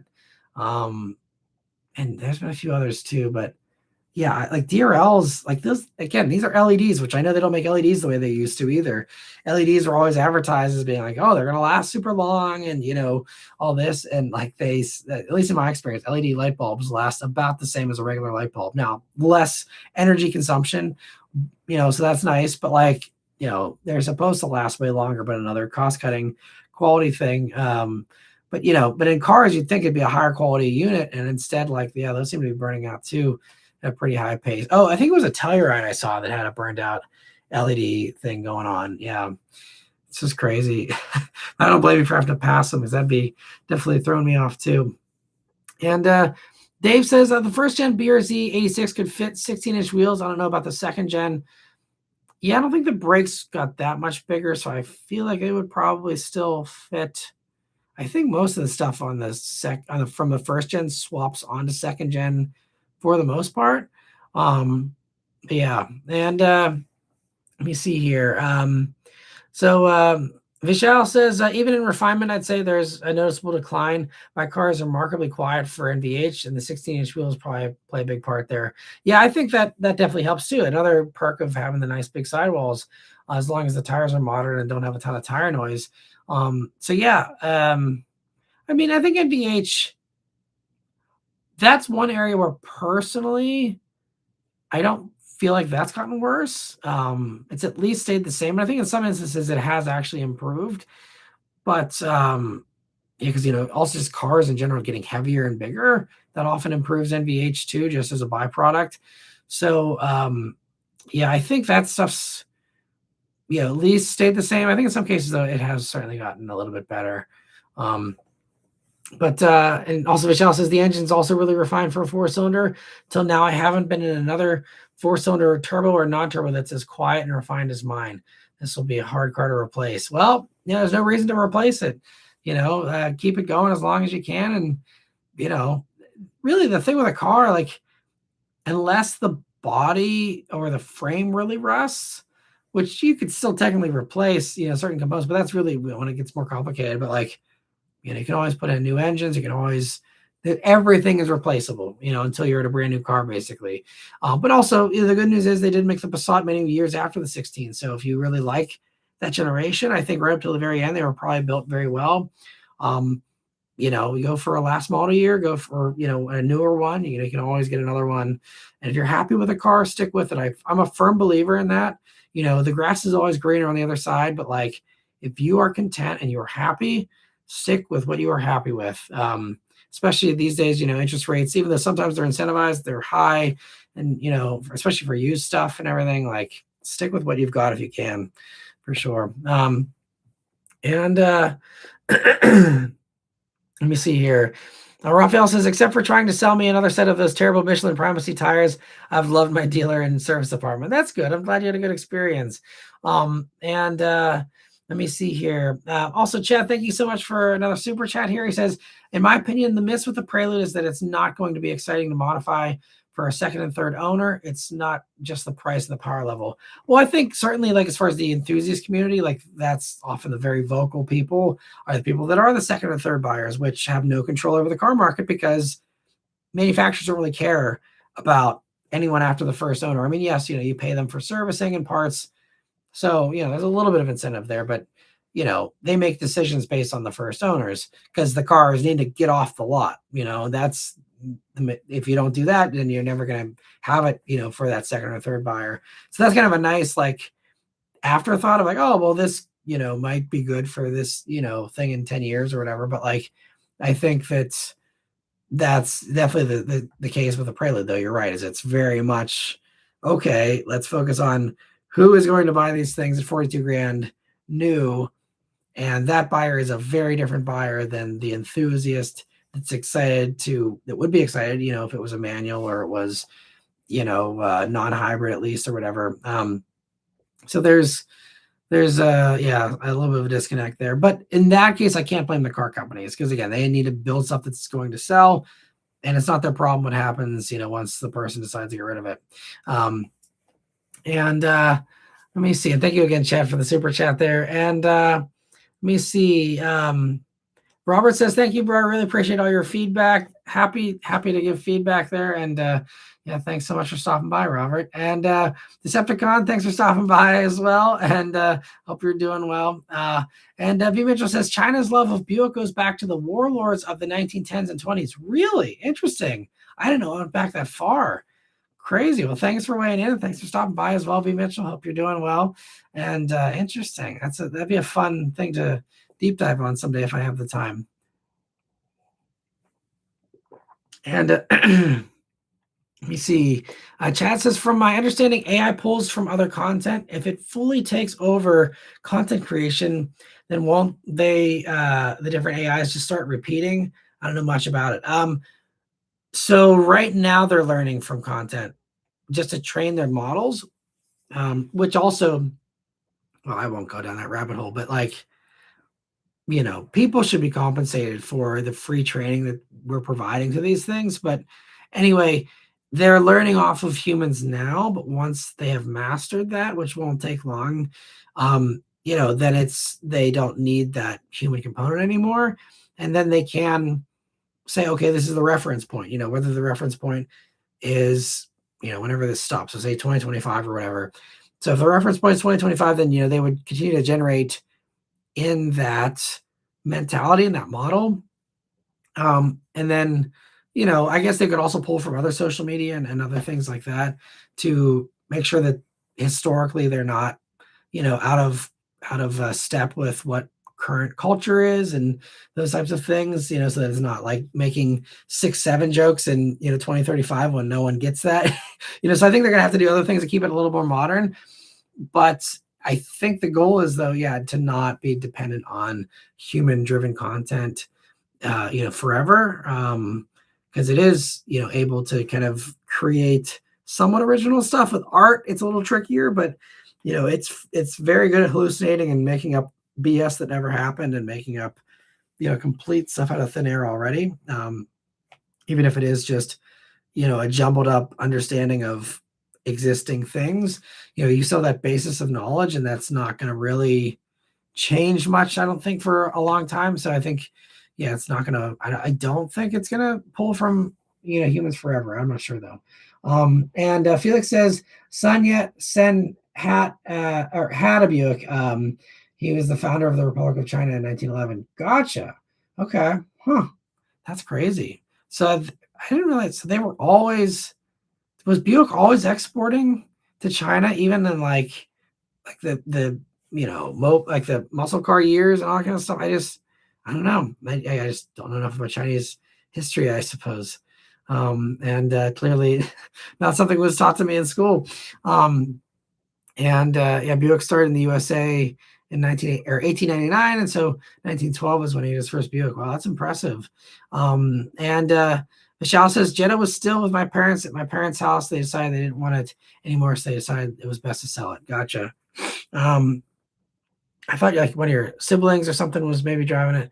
But anyway, Vishal says Honda's afraid of Matt calling them out on their BS, so they're afraid to send you one. Maybe. I mean, we'll see. But I think I haven't seen a whole lot in the press fleets yet either, at least on the East Coast here. So I think it's actually just taking time. I mean, I still haven't even gotten to RAV4 yet or anything like that. So they're kind of being slow with a lot of the stuff recently. I'm not sure why, but so we'll see. But yeah, it'll be sometime probably late spring before I review one at the earliest. And let me see. KMD says, "Did you see the new Aston Martin Valhalla?" They already showed that, I thought. So unless there's something new in the past couple of days, but it looks great. Because I think we're both talking about the twin turbo AMG mid-engine V8 kind of thing, supercar, going doors and all that. If that's what you're talking about, yeah, I saw some of the little driving clips, and actually a buddy of mine just was on the track drive for that in, I think, Spain or something a week or two ago. So yeah, seems cool. I wish they would have put in the Aston Martin motor though instead. The V8 AMG, motor is great. I mean, I loved it in the Vantage. In the Vantage, it makes more sense. But when you're talking about a supercar, they should have found a way to squeeze in the twin turbo V12 from Vanquish and throw that in the Valhalla. I'm not sure why they didn't, but like that to me is, would be a more proper way to do an Aston supercar. But I don't know. I'm sure the V8's better in some way and whatever, but just, yeah, I don't know. That AMG V8, it's fine, and it's a good motor, just not as much fun as the twin turbo V12 in the Aston, I don't think. All right, I think I'm slowly starting to lose my voice here, so I may cut us off here in a few minutes. See if this last little dose of water does me any favors here. So Jeep says, I just read a story about one of the Toyota execs saying the company is fighting for survival right now. That's scary. Interesting. I don't know. Yeah, I'd be curious to read that story. I have to look into that because Toyota's doing very well. They still had a very good year last year. They have the new CEO who's focused on bringing in more profitability. But like, if Toyota was truly struggling to survive, they would not be blowing money on racing. They would not be blowing money on, a new supercar with a, GRGT. I don't know. I mean, maybe they're doing bad just for the first couple of months of the year. I don't think I've seen any reports of them, doing terrible or anything. I mean, they're not doing super well, but that goes for everybody right now. But I mean, they had a record year last year, I believe, in most cases. Some of the stuff was up like a lot. as far as percentages goes. So I don't know. I think they're okay. So it might be a little bit of fear mongering there with that story. I'm not sure, but Toyota is a huge company. They have a lot of money. They got a lot of stuff they can cut if they need to. But this is why I was worried. I did a rant about their new CEO. The guy was the former like head accountant or whatever. And the second you have an accountant running a car company, like all the fun stuff usually goes out the window. I mean, Akio is still very influential. He's still chairman and stuff. But I'm concerned about the future of fun Toyotas, even though they've committed to Celica. It sounds like this MR2 kind of thing is still happening, and Akio still has a dream of reuniting the three brothers, which is Supra, Celica, and MR2. So hopefully a new generation Supra comes as well at some point, but definitely also don't expect that anytime soon. When Supra goes away here this summer, there will probably be a GTR like hiatus for many years before we get a new Supra again. So if you're on the fence or something, make sure you grab a Supra while you can new, because they're not going to be on sale, after the summer for probably a long time. Because especially just looking at the product cycles we have right now, like, if Celica is still a little ways off, MR2 is, I think they're saying 2029 or 2030 at the earliest for MR2. If we see a Supra before the early 2030s, I would be shocked. But I'd love to be wrong too, but we'll see what happens. Let me see. Armugan says, "Hey Matt, longtime fan. Thanks for being a fan." And he says, "What are your thoughts on YouTubers like Doug starting to pump up the prices of 996 Porsches? It'd be nice to have a gen that an average enthusiast can afford." I have a lot of thoughts on Doug because of my throat tonight. I will spare everyone the rant that many of the others have heard many times before. But as far as 996 pricing goes, though, it is a shame that it's getting expensive. I think my take on Porsche pricing in general, though, it's just they're desirable and it's a free market, and if people now are going to pay bigger money for those, as long as it's not just speculators, because whenever it's just speculators, they're just buying these things up as investments and then trying to mark up the price, or trying to cause this false demand and drive up the pricing just by limiting supply. That's annoying, and that kind of ruins the game for those of us who actually want to enjoy cars and not just collect them. But I think that what I've seen a lot, just my anecdotal kind of experience, is that 911s, they've kind of been out of reach for a lot of people for a long time, even 996s, as they've started to go up now. That the solution is really you go Boxster. And Boxster's fantastic. I know, it's not the same as 911. I totally understand and agree. It's a shame, but I mean, everything's just too expensive, so that's not like I want to have that be an easy out, but 911s are desirable and everything is just getting, harder to afford for everybody. And so it's another one of these things, the sports car market. We see this a lot of, stuff that used to depreciate more as, now more desirable. And I think it's also kind of accelerated by the advancements and by, people that are, nervous about, this by Boxster prices. The old ones I think are still cheap, last I checked, but, these most recent ones, they are not going to go down in value. If, we're going to have this electric one and maybe there'll be a gas one still. It sounds like they're going to try and figure it out.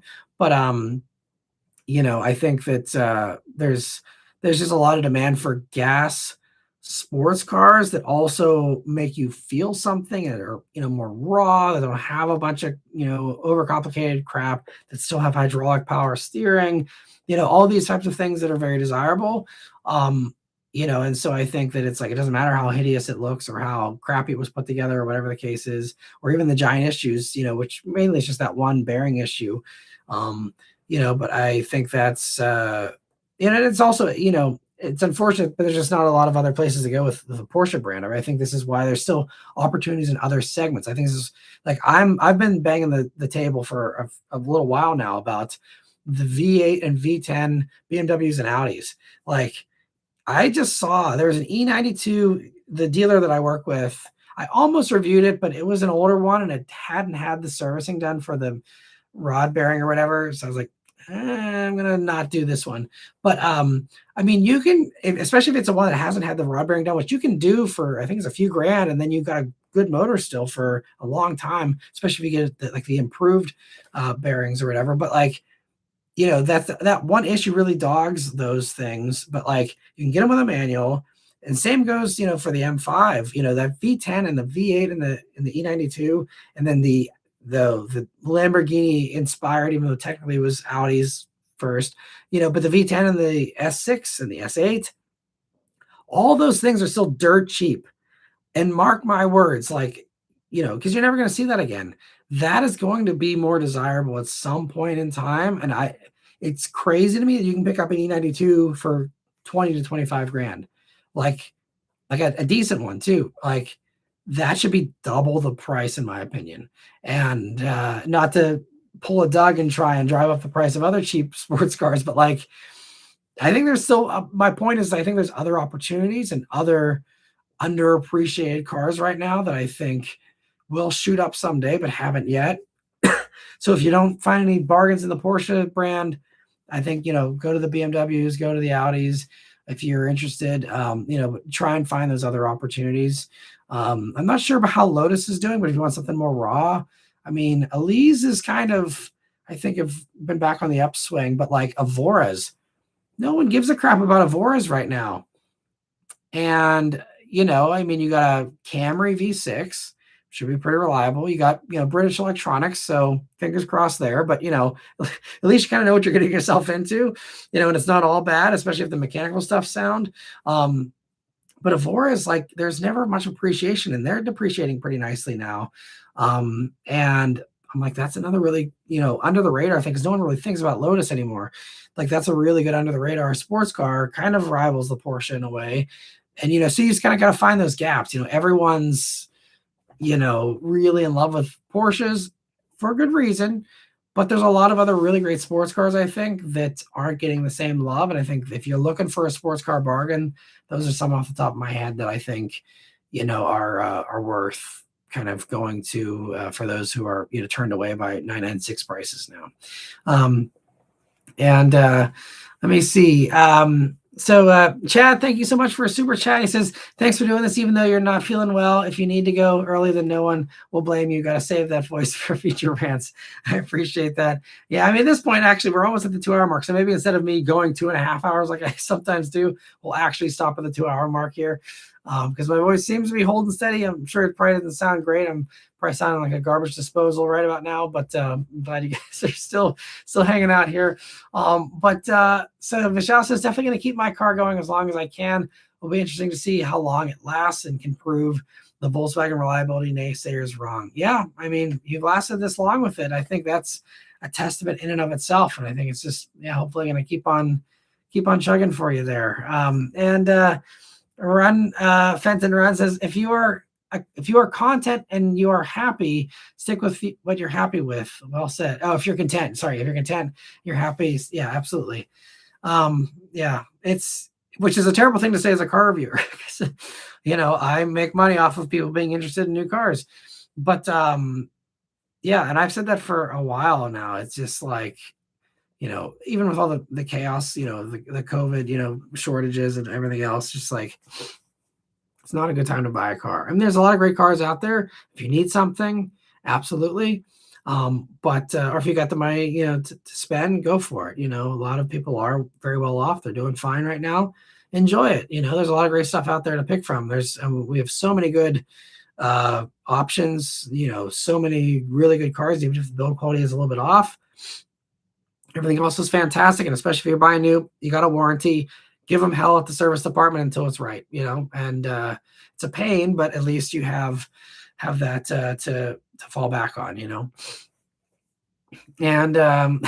Chaz says, does anyone get the 6-7 jokes now? Maybe not, I don't know. But I enjoyed the South Park episode of the 6-7 stuff. And Vince says, no Matt left behind. I'm gonna keep on going here until the very end of the 2 hours. But let me see. Hamburger says, do you plan on ever getting an 08 to 09 Bullets?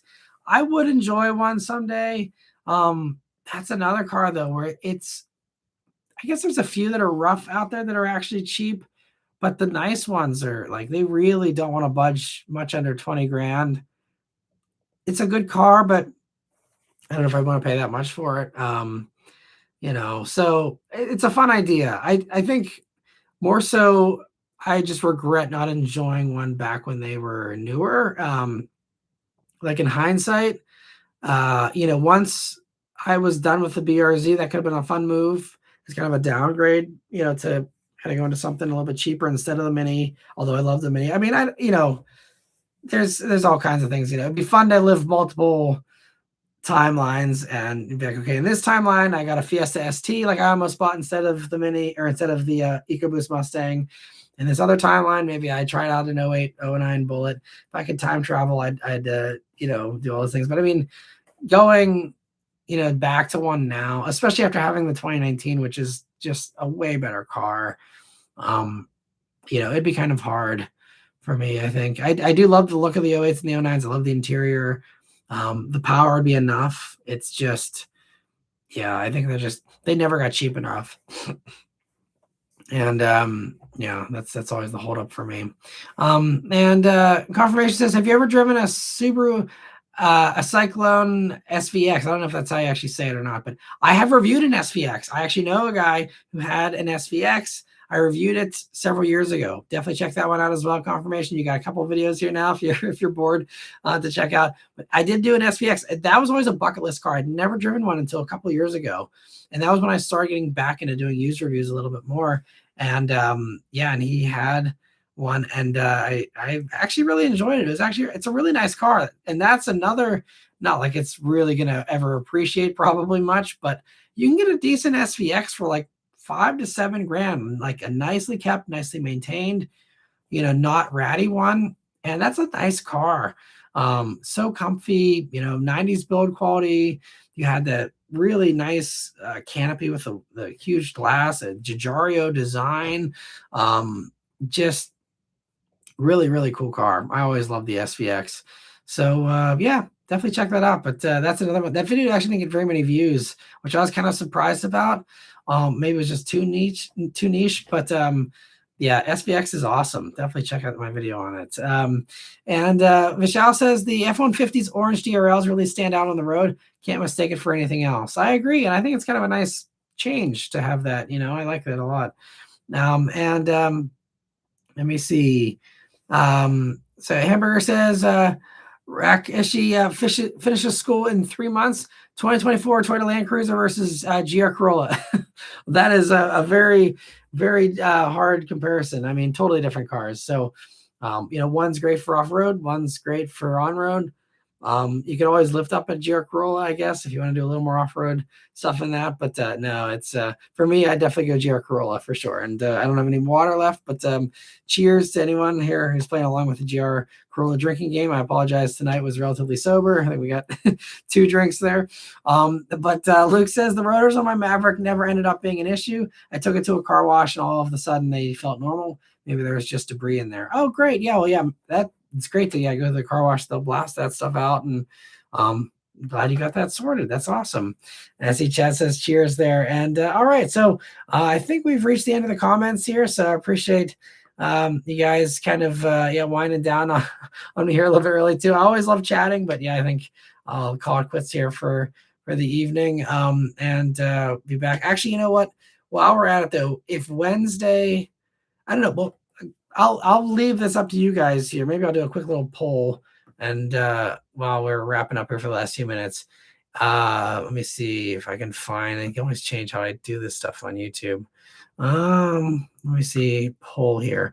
Do you guys actually want to live stream on Wednesday if I post like 4 or 5 videos from all this stuff that's coming out the auto show? So let me know. I'm gonna do a poll here. Do you want live stream on Wednesday? Otherwise, we can just do Sunday again. And you guys can quickly vote here. And no offense taken either way.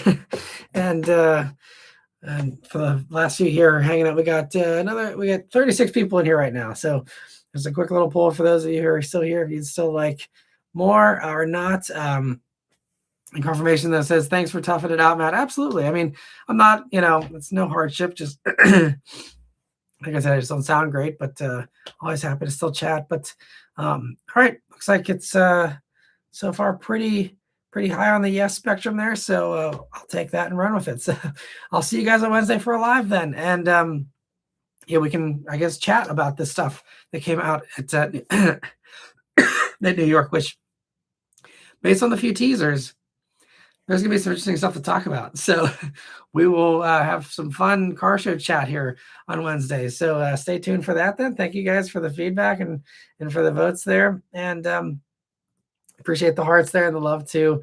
And yeah, so thank you all so much for hanging out here on this stream. And I hope you have a great, safe, happy, healthy week here this week.